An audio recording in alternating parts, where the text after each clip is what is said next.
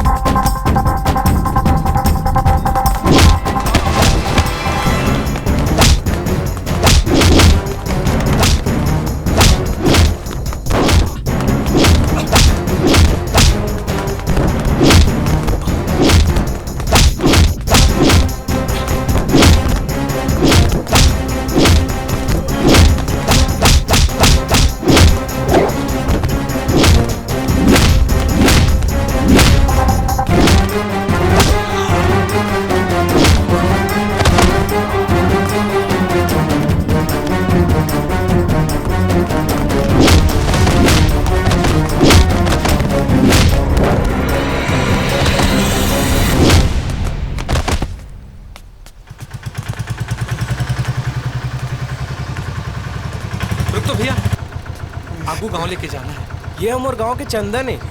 एक हरीसे हालत कैसे हो गए?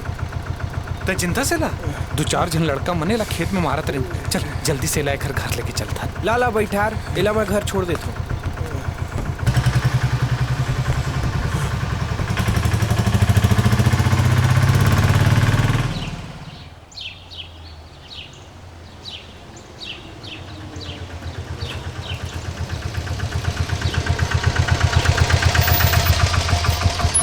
हाँ हाँ यही है।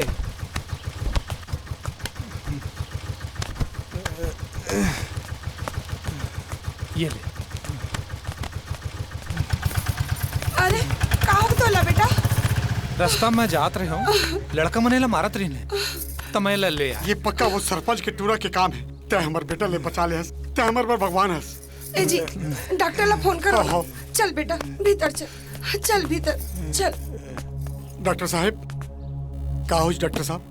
चिंता के कोई बात नहीं रामचरण जी, मामूली जख्म है।